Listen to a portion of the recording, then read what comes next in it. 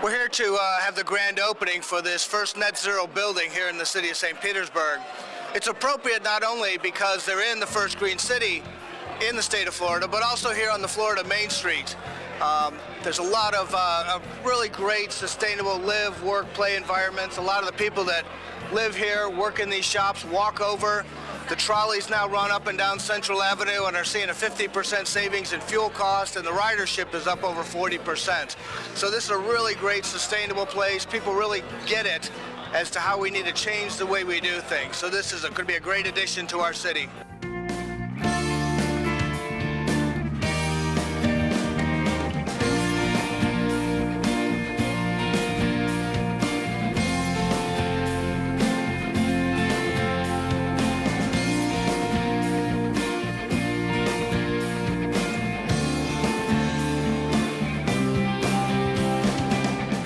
Well, I tell you what, it's pretty amazing if you look around and see the technologies, all the people involved. We're so proud to be a part of this and part of the designated Florida's first green city. Congratulations, St. Pete.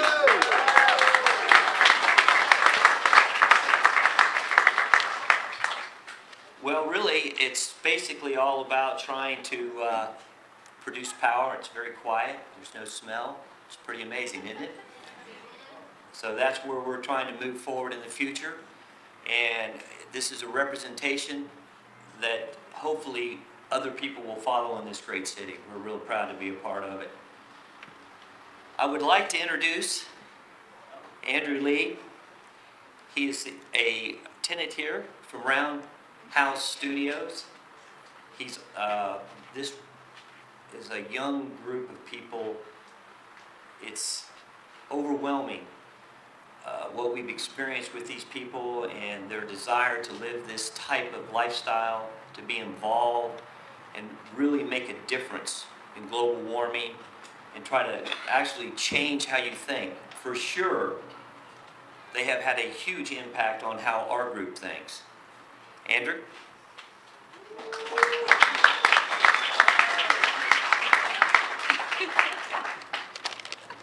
Hello. Whoa. All right, this is a good distance. I have notes in case I forget. So thanks everybody for coming out today. I'm Andrew Lee. My wife Brooke and I own Roundhouse Creative Studio.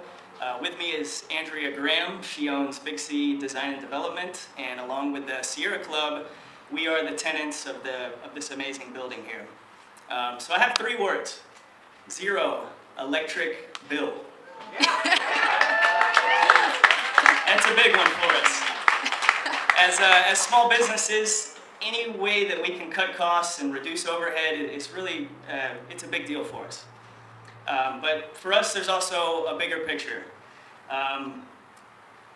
My wife Brooke and I are expecting our first child here, and that actually might happen before this press conference ends, so let's try to get through it.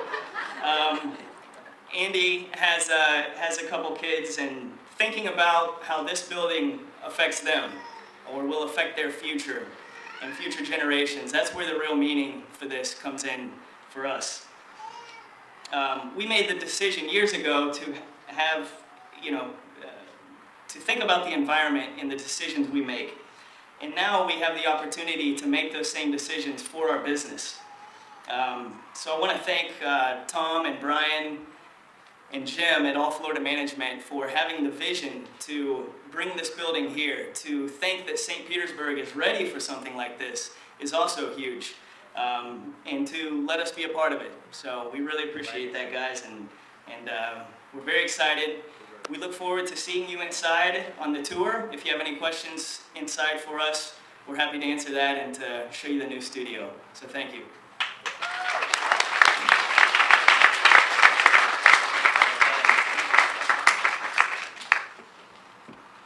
All right, well, we're going to move on. We're very, very proud to be associated with Bosch Industries and Technologies. They have been a fantastic partner. Without their support, our ability to manage this energy that we harvest would have been a much tougher task. There's no question about building integration, the importance of tying in the different technologies to produce your fossil fuel imprint is imperative to this drive for a greener world. Without any further, I'd like to introduce Richard Soper. He's the president of Bosch Thermal Technologies of North America.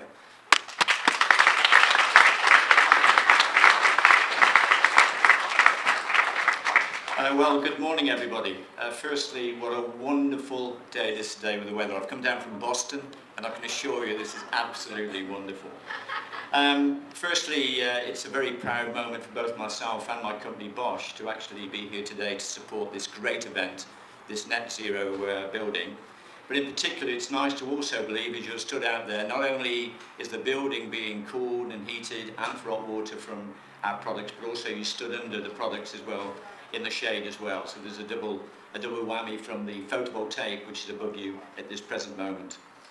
This, for Bosch in the USA, is our first commercial net zero property. Whoa! For us, it's very important for another couple of reasons. Number one is that it's Florida heat pump.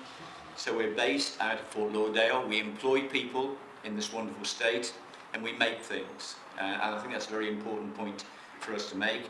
As well as from photovoltaic, which is also working with us from our Bosch organisation, we have got earth and sun working together in harness to give exactly what the young man said, is to be able to give a net zero situation with regard to utility bill.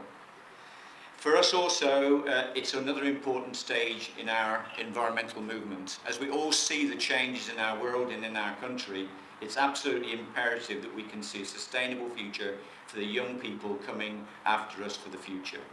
So this investment for us, and the investment done by Sierra, is absolutely paramount and should be used, obviously, without a shadow of a doubt, should be used as a catalyst right the way through the USA and, in fact, wherever we can promote this kind of concept. So on behalf of Bosch, the important part of green technology and the pathway for the future, can I congratulate everybody involved, enjoy the environment, and good luck to everybody who uses it. Thanks very much.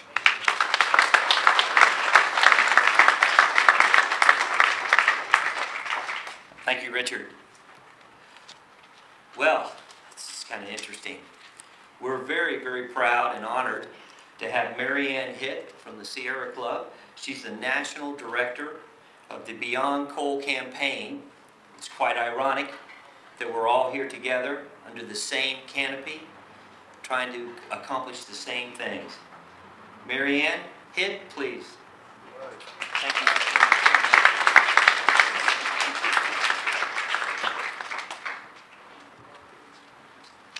Well, I am here today to say thank you and congratulations on behalf of the Sierra Club for creating an example and a real beacon of hope, not just for folks in Florida, but all of us across the nation. By way of introduction, I live in the oldest town in West Virginia, Shepherdstown, and a couple of years ago, my husband and I put solar on our home.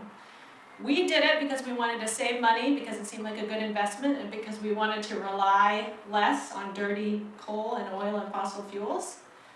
Little did we know that we would end up on the front page of the newspaper, the local newspaper, because we put up the first solar panels, that we would have then had an open house. 70 people in our town of 1,000 people came by. 2 of our neighbors immediately went solar.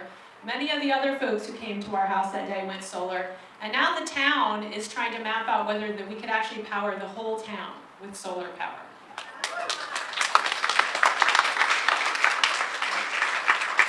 That is the power of one example, and that is the same kind of example that you all are creating right here today. And the urgency is very clear.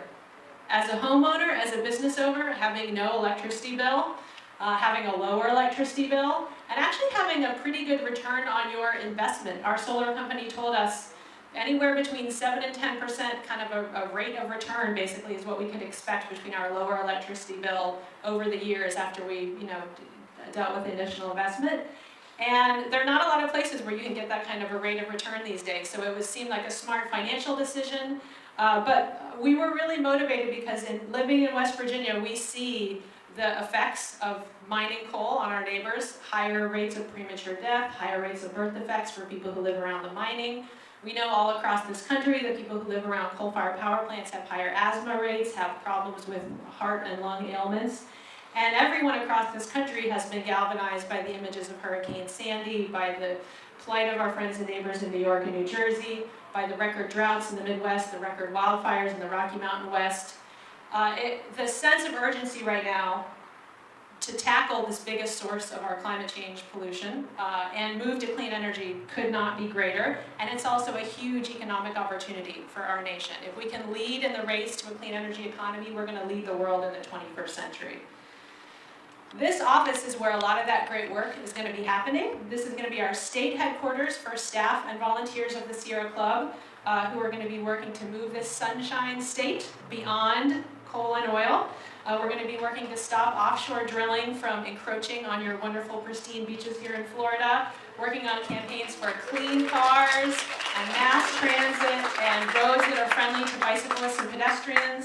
And we're also going to be coordinating the work here for clean water, for Everglades restoration, and for Florida panther protection. So a lot of important work happening right here in this beautiful spot. And we're going to be doing more work within the Beyond Coal campaign here in Florida. You all were very early leaders. A Sierra Club member, your former governor, Charlie Crist, was one of the very first in the country when the wave of 200 new coal plants were proposed from coast to coast. Your former governor, Sierra Club member, St. Pete, hometown boy, I think, Charlie Crist, said no to those coal plants because that was not the future direction that he wanted to chart for Florida's energy. And since that day, 10 years ago, when all those 200 new coal plants were proposed, 174 of them have been stopped because it's not the right future energy choice for our country. And we're now working on phasing out our oldest and dirtiest coal plants and replacing them with clean energy. Our goal is to retire a third of the coal plants in the country by 2015, and we're halfway there, and the next phase of that work, a lot of it is going to be happening right here in Florida. So to close, I would say that we really have an opportunity to turn a corner on climate change, to create enormous economic benefits, improve the quality of life for millions of Americans, for America to continue leading the world as an innovator. And in that big fight for a better world, real examples matter. This building really, really matters because you've taken these goals and these principles of an abstract future, you've made it real, you're showing people we can do it here and now, we can save money, we can make money, and we can build a better world. This building has inspired me, it's going to inspire lots of other people, and I just want to thank you for your vision and your commitment and your leadership.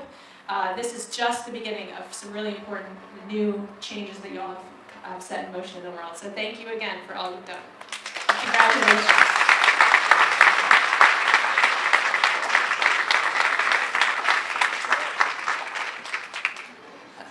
Wow, it's unbelievable. Well, now we got trouble coming up here. Chris is the president of the Chamber of Commerce in St. Pete. It's Steenacher, right? That's close. Steinacher. That should tell you enough right there about Chris. But we're really, really pleased to have Chris. He's a big component of green technologies. He was here when we initiated the solar canopy. It meant a lot to us. And without any further ado, Chris.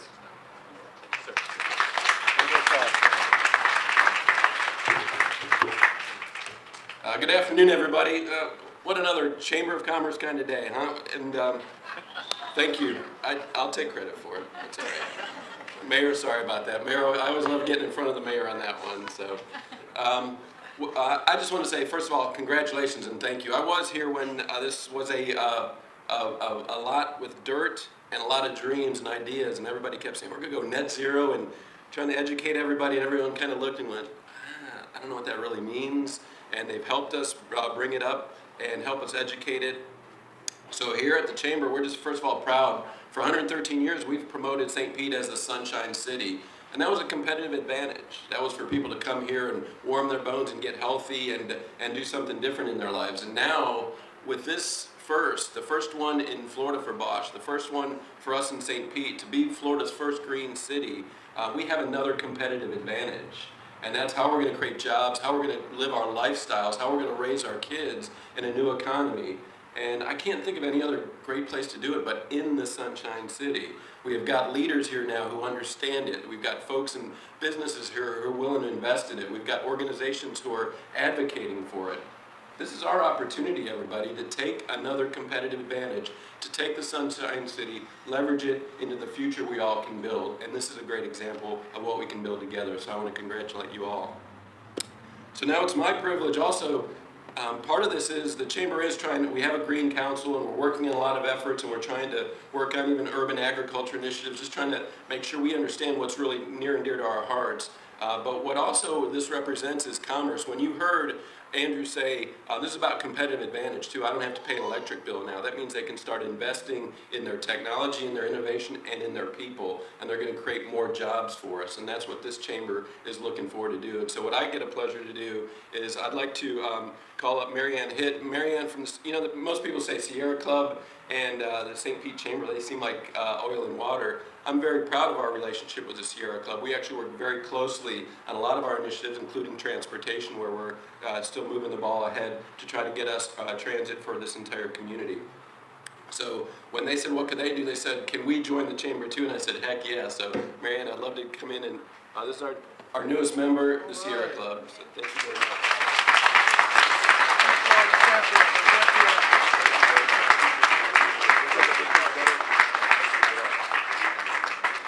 So the Sierra Club is a good business investing in our community too, and they're advocating for us, and we're going to be partners with them. Also, I'd like to recognize Tom Hall. Tom came to us and said, what can I do? I said, you got to educate people how you did this, how we can do more of them, what else we can do. And Tom said, I'm in, and he said, I'll join the Chamber as well. So Tom, may I present your plaque as well? I'd like to also acknowledge Brian Ryan and Jim Hart should be recognized for that investment as well. So what you have here is a community that is on the same page. We are working together. We see a future that we all can build together. It is for our families, it is for our kids, but it's for the jobs today, it's for the economy today too. And this is a great example, and I'm just pleased to be here and welcome and thank all the partners that are here today as well. So thank you all very much.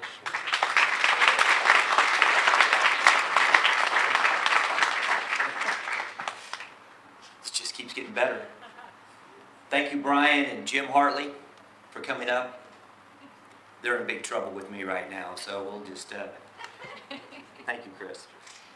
Well, our next is the Honorable Mayor Bill Foster. We are very pleased to have you here, Bill, and we look forward to moving this city to that green designation that you so admirably are pushing. Thank you.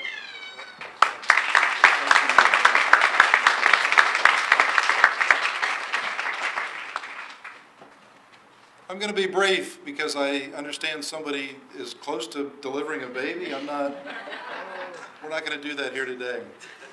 But thank you all for being here. This is an exciting moment for the city of St. Petersburg. It's a great day in the history of our city. And I'm just so enthralled by the technology that I see when I walked in and I saw this beautiful PV canopy, and then I see the geothermal systems.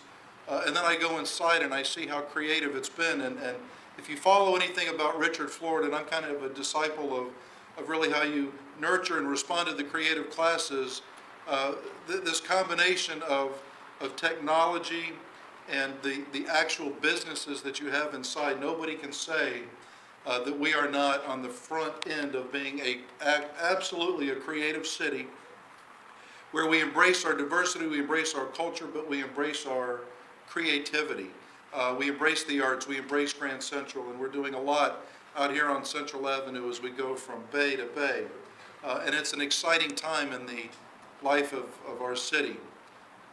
And so thank you. I look around, we have a great City Council. You've got 2 City Council members that are here today. Councilmember Jeff Danner, this is his district, so he can take credit. Please welcome him. Councilmember Carl Nurse is also here.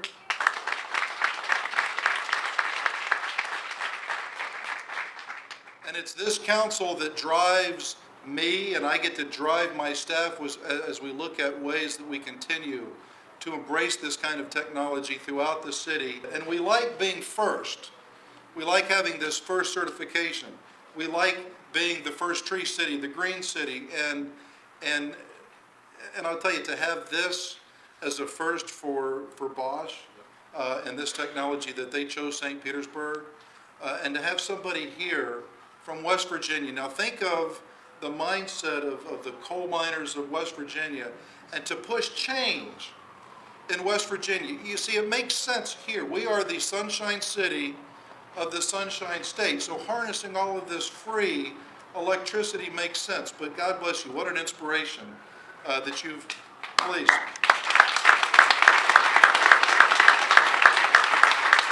And it's about change. It's about a change of mindset, one at a time. But you know, what you see here today is good business. It makes sense. It makes sense here, and it makes sense everywhere. So I'm excited to just play a small role in this. I'm excited to be here and honored to represent the face of the city. But as you can see, everybody here is excited about this, and they want to see the artwork that's inside and everything going on. So God bless you. Thank you for this.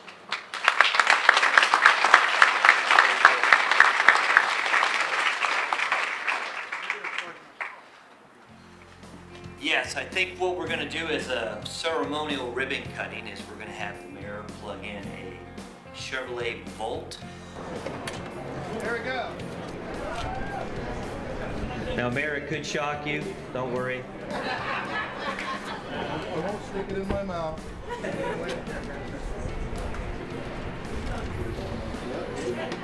Got it.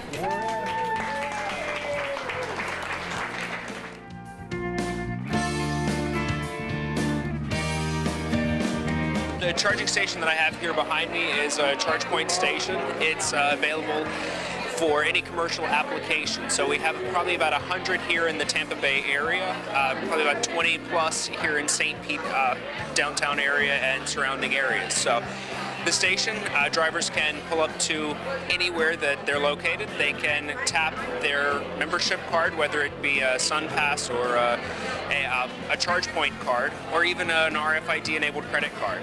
They can swipe it against the face of the station, plug in their vehicle, and they'll be charged in roughly a few hours.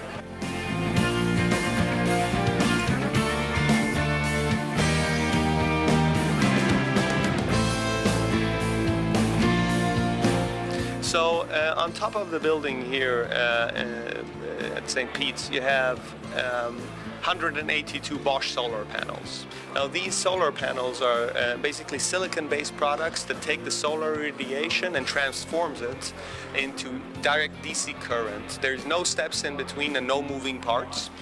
Now then you have wires basically coming down there, as you see, to these inverters.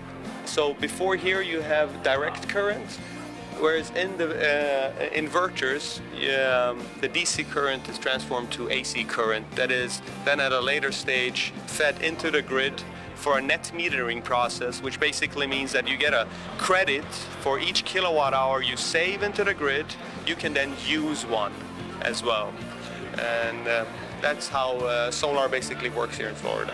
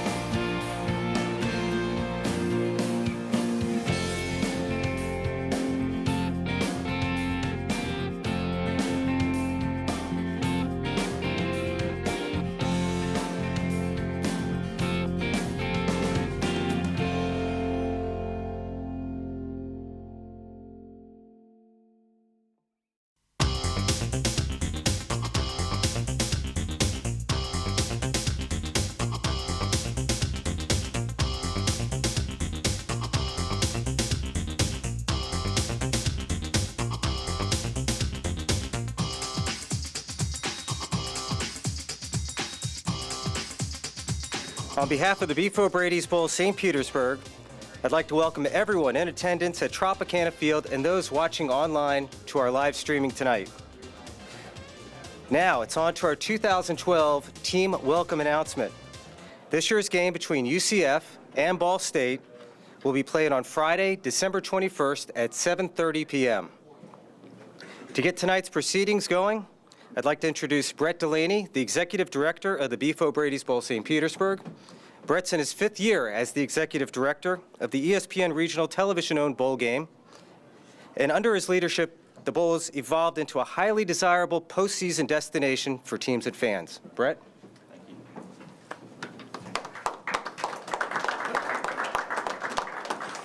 I think, Coach O'Leary, that's the first time you ever clapped for me. You're right.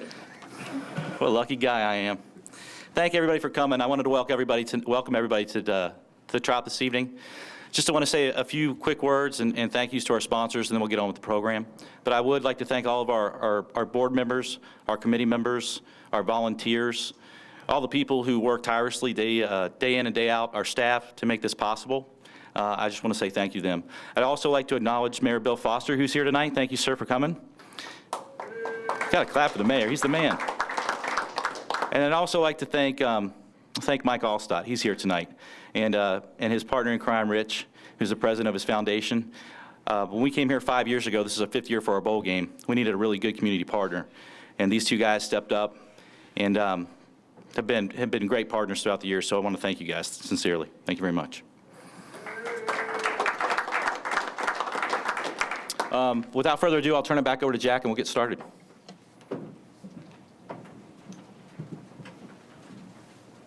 Okay, first we would like to welcome the University of Central Florida and now Todd Stansberry at the University of Central Florida, Vice President and Director of Athletics. Todd was selected to lead the UCF athletic program 11 months ago on January 10th, 2012. Prior to that, he was the Executive Associate Athletic Director at Oregon State. He's a native of Oakville, Ontario, Canada, and was a star linebacker at Georgia Tech under Coach Bill Curry, who was drafted in the 3rd round in the Canadian Football League draft by the Saskatchewan Roughriders. Todd? You got Saskatchewan. I got it. I got Saskatchewan. Thanks. On behalf of UCF, we're extremely excited to come to the Beef O'Brady's Bowl St. Petersburg. I know our team and our fans can't wait to get over here and start the festivities. And I want to thank the committee and Brett and the community of St. Petersburg. I've heard nothing but good things about the last trip we made here, with the exception of the final score. So Coach has assured me that we're in pretty good shape this time, but I also want to congratulate Ball State on their great season, and looking forward to having a great bowl and a great game. Thanks.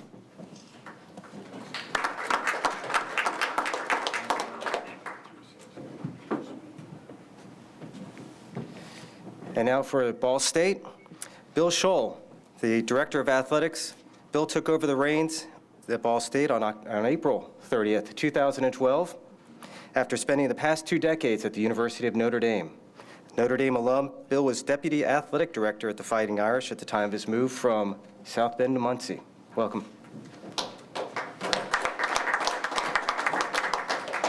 Jack, thank you. Todd, you have me by what, about 6 months on the job? You're the grizzled veteran as far as being an athletic director. I also obviously want to kind of echo a lot of what Todd said, and certainly want to thank the Beef O'Brady's Bowl St. Petersburg for inviting Ball State to come be a part of it. It's a very exciting moment for our program. I know how much work goes into these games by the selection committee, and the organization that goes behind these games is phenomenal. The number of volunteers, and on behalf of Ball State Athletics, the Muncie community, I just want to say thank you to all of you for having us here, and also for, I'm sure, how we'll be treated when we get here. We've already just the folks who are here today doing kind of a site visit are raving about the hospitality, and I can't imagine that this will be anything but a spectacular week in St. Petersburg for the Ball State fans who find their way down here for the game. I also want to congratulate the University of Central Florida. What a great season, Coach and Todd. Great season for you guys. We're honored to be playing you. I think it'll be a phenomenal game. You got 2 9-win teams. Very excited about that, and I can't leave the podium without telling you how proud I am of Ball State's student athletes, our football student athletes, and our football staff. It wasn't very long ago that the idea of being here today with a 9-3 record was nothing more than a dream, certainly a vision of our head coach, and it's pretty amazing that in a very short period of time we're now here to play in a very meaningful game coming up. So we're very excited to be here. Thanks for all your hospitality, and we can't wait to come back down. In fact, we talked about just not going back up, but at any rate, we are happy to be here. Thank you very much.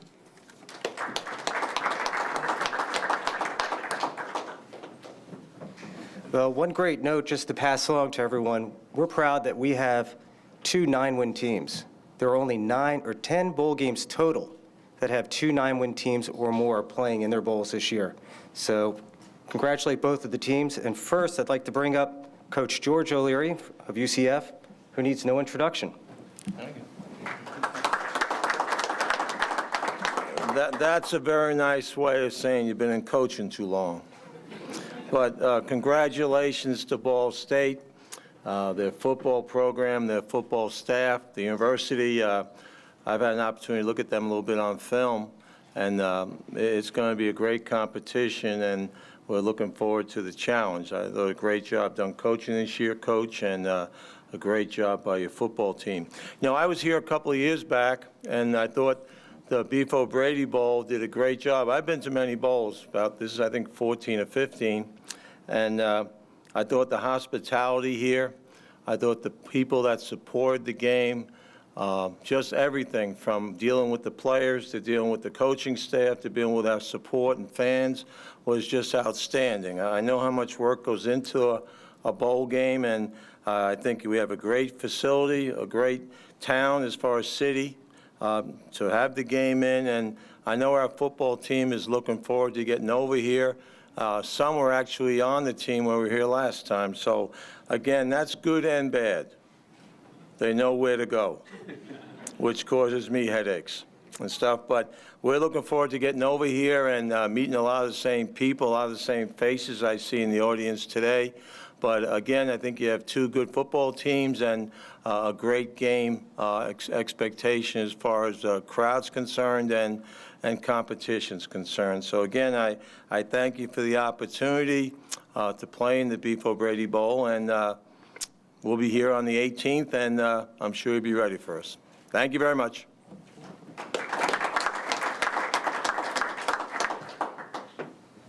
We do want to remind everyone that Coach O'Leary just finished first in the East Division of Conference USA, so it's a great season for him, and don't want to have you no introductions. You know, obviously we have a problem here with this guy, and I don't know what the problem is, but, you know, I have a biography. You can read that. Don't worry about what he's talking about. Thank you. Thanks, Coach. All right, now we'll bring on Coach Pete Lembo from Ball State. Coach is riding a 6-game winning streak into this bowl game. Well, I've got to admit I'm a little disappointed. I was kind of hoping that Coach O'Leary would get up here and assure us of that win for Central Florida so I could get you on the record and get some bulletin board material out of this. But that was before you watched the film, right? Hopefully, or maybe you feel better now after you watched it. Well, it's absolutely an honor for me to be here representing our staff and our players, our support staff. As Bill mentioned a few minutes ago, when we got to Ball State 2 years ago, one of our long-term goals was to get the program to a point where we could be playing in meaningful postseason games like this one. And to be here as quickly as we are in 2 years is really, really special. And just a credit to our student athletes who have bought into our plan and our vision for the program over the last 2 years, and really excited for them to have this opportunity, excited for our staff to have this opportunity. Coach, I haven't participated in 14 or 15 bowl games. This will be my first one. For me in the past, playing in December meant FCS playoffs. So this is a real honor for me and an exciting opportunity for me personally. We've had an exciting season. There's been some memorable wins for us. We had one over an in-state rival and another from a team you know pretty well from right over the causeway here. It's been a special season in the Mid-American Conference. It's been a privilege to be a part of such a competitive season and to see so many of our Mid-American Conference schools going on to the postseason and being one of those teams.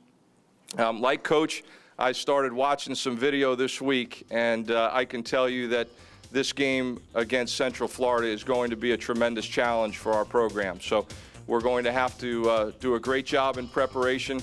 But we certainly hope to come down here and represent Ball State well, and looking forward to the opportunity and hoping that it's going to be a memorable game on the 21st. Thank you.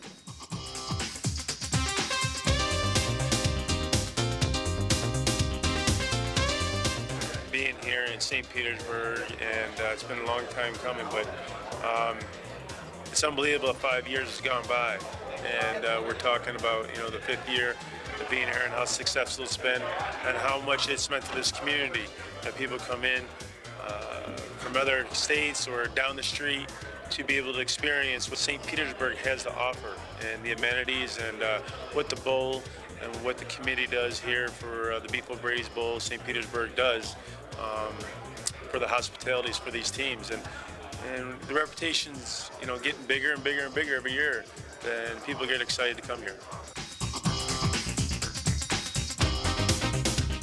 Hi, this is Councilman Bill Dudley. I'm here at the 5th annual signing of the Beef O'Brady's Bowl here in the Tropicana Field.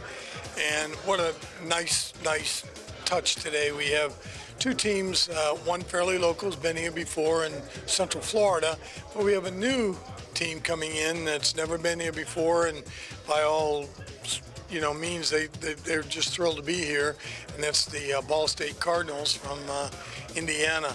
And I look for it to be a real exciting game. Oh, I'm sure the Knights are going to be highly motivated to get back out there and play us. And for them, this is essentially a home game for them. This is pretty close to home base. And I believe the last time they were here in this game, there were almost 30,000 people, and I'm sure a lot of them were their own fans. So I'm sure we're going to see a highly motivated team. And again, you get two teams here that are one step away from getting 10 victories this season. That's pretty special. I think it's, a 2-hour ride for a great game, and we'll have a number of fans over here enjoying themselves, and I'm sure getting here early and partaking in the festivities.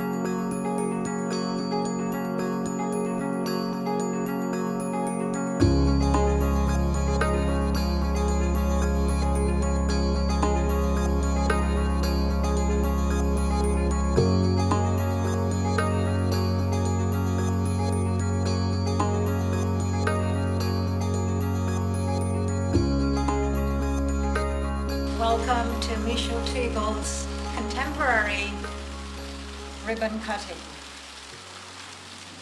Michel, we'd like to congratulate you on this lifetime achievement. You've always wanted to do this for the past 30 years, and it's become a reality. Michel's theme is really that of reinvention and support and teaching. She's been doing that throughout her career. She's had several careers, in her lifetime in the art world. And she's brought all of that together for us today and to add to the art world in downtown St. Petersburg. For that, we're extremely happy and congratulations. I'm Srimati Oja Maharaj, the manager of the Business Assistance Center, Planning and Economic Development, and welcome. Welcome every one of you for being here with us today.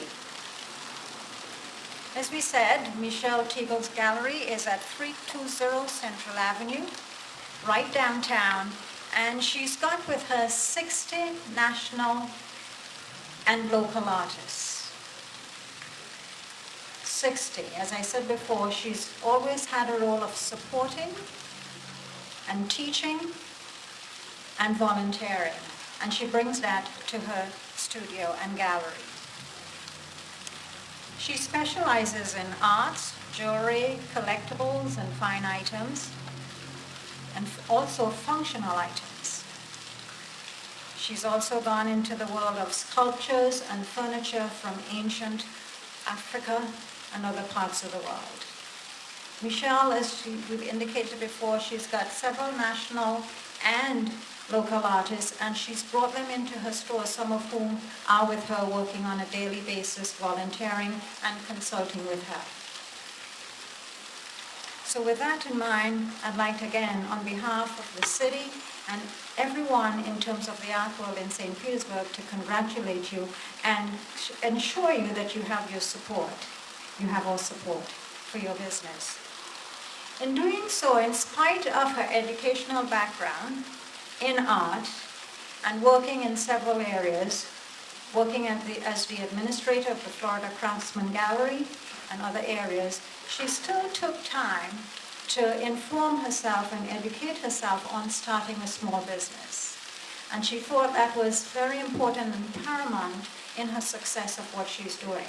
She's gone to everyone in terms of the services at the Business Assistance Center, working with the USF Small Business Development Center, the Service Corps of Retired Executives, and also taking the classes and counseling, and working with other artists in the area who started their business in consultation. Behind what we do at the Business Assistance Center and in the art world at the City of St. Petersburg is the mayor and our city council. Recognizes the importance of art in terms of job creation, in terms of attracting tourists towards an area, and in terms of overall economic development. It's a gentleman who supports the art and supports us in what we do for the art. Ladies and gentlemen, please help me welcome Mayor Foster.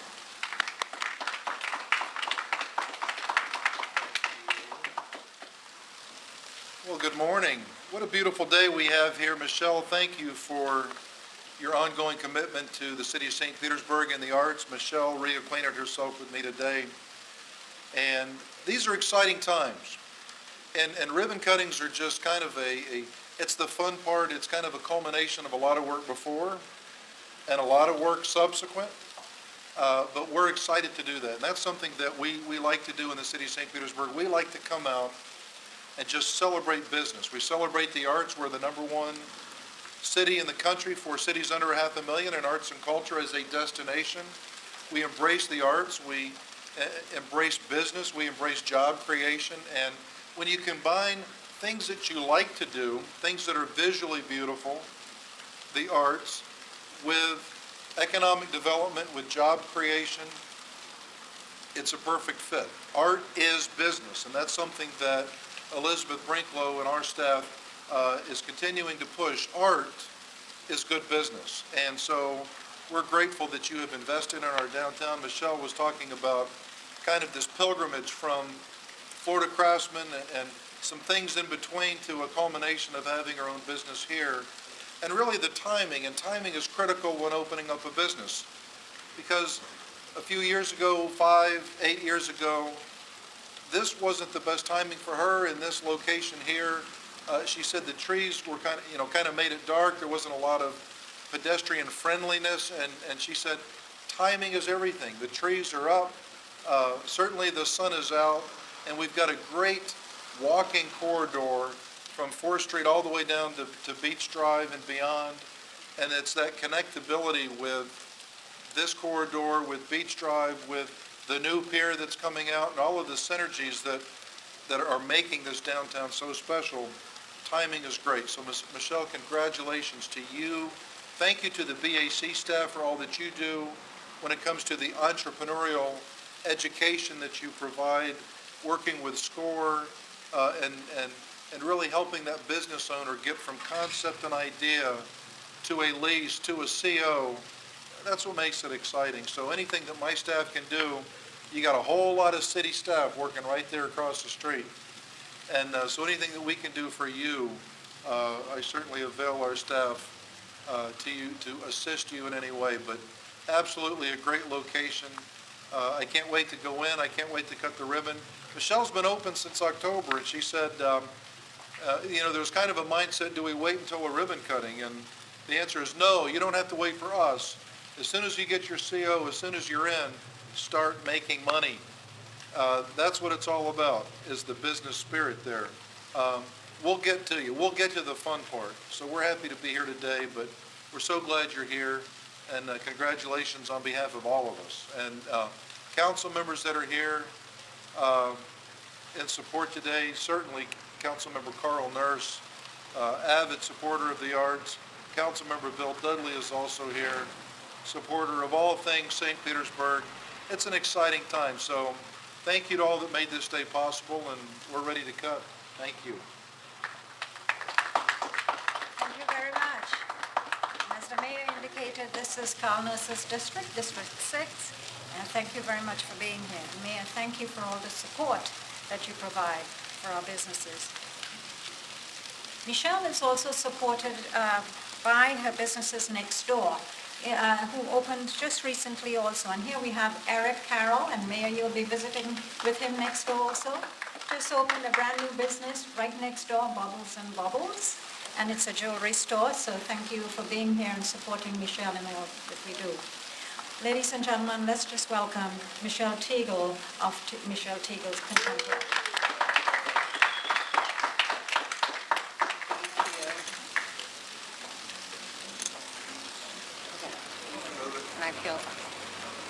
Good morning, everyone, and welcome. I can't wait for you all to come in and see the gallery. We have another open house this afternoon and a couple more next week in celebration of the holidays, and I hope that you will visit and enjoy it. And if you ever want to have a little party here, I'm up for it. Thank you, Mayor Foster. I appreciate your kind words and all the help that I have received from the city. The story goes back pretty far. My husband and I moved up to Clearwater in 1981, and Mary Ann Marger, as art critic of the paper, immediately put this big article in the paper about Michelle Teagle, artist, new to the community. What really happened was the artists that were here in the early 80s welcomed me as a fellow artist with open arms. There was something very different than the community in Miami that I grew up in that was very competitive and cutthroat. This was a whole different community. I call the East Coast chrome and the West Coast wood floors. And to me, it kind of says everything. And I love the Atlantic Ocean, but this is my home. I've had a business plan for 8 years.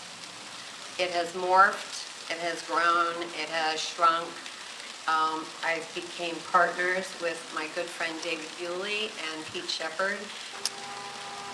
So I even I was working with Leslie Curran to be in the 6th Street block. Before any of that was renovated, I was working on that. So I've had obstacles come along, and that's why things have morphed and changed, and I've probably looked at 50 spaces over the last 8 years. Then I get this email in March. You must do this. And that was from Wendy. What must I do? I'm not working. I'm sitting home in my pajamas applying for jobs. What must I do? So came down here and saw this space, and it happened for the second time. I knew intuitively, immediately, this was it. This was it. and beautiful space, and so then I just had to jump on it. I was in either the first or second graduating class with the Chamber of Commerce Entrepreneurial Academy.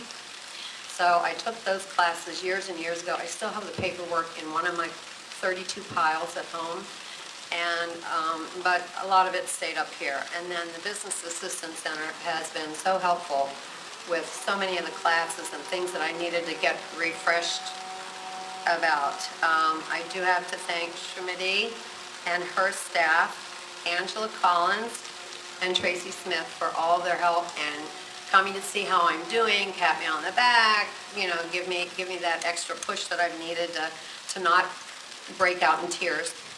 And I'm very happy to be next door to Eric Carroll with Bubbles and Bubbles, and we've become friends through our trials and tribulations of opening a new business next to each other. And hopefully it's going to be a very vibrant area, and we do see tons of people walking by on the street every day. A lot of people parking their car, you know, at about 4 o'clock in the afternoon and coming in just from the signage, and I'm very happy to be here, and I'm grateful to all of you and for all your help. Thank you. The common theme today is support. If you recognize, I mean, everyone from the community is supporting Michelle in terms of the art world, in terms of her friends, in terms of the city, in terms of Eckerd College, in terms of our city council, in terms of our mayor. That is the common theme, and that's what it takes to make a small business grow and operate and start, is the support, because it's a huge risk. As Michelle stated, she jumps off the cliff, and sometimes it does feel as if you're jumping off the cliff, but you have someone there to catch you, and you have the support. And for that, again, good for using those support and remembering those support. One of the things, as Michelle didn't say, is she was at the Business Assistance Center joining with Spark. And she came there to assist other people, but while doing that, she was getting information to assist herself in her business. So that's how this whole entire thing's been going on. And thank you very much again. Again, thank you, Mayor, City Council members for being here, and Michelle, congratulations. Again, it's Michelle Tago Gallery, located at 320 Central Avenue. 1, 2, 3.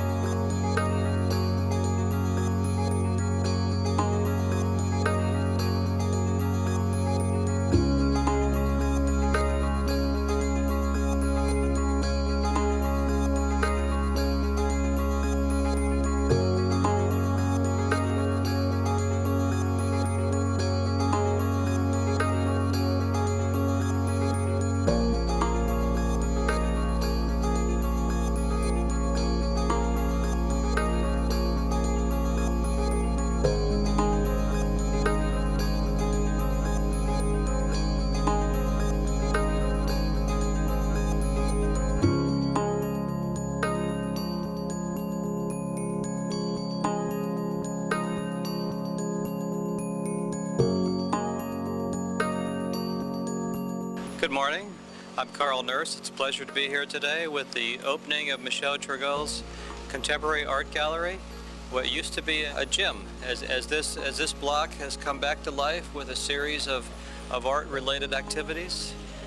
There's traffic on the street, and it's another good example of the city being an arts destination and the city helping small businesses grow and prosper. It's a pleasure. I moved to St. Petersburg about 8 years ago. I came down from New York, and I decided that I wanted to, from working in the Diamond District in New York, I had decided I wanted to open up my own New York-style boutique in downtown St. Petersburg.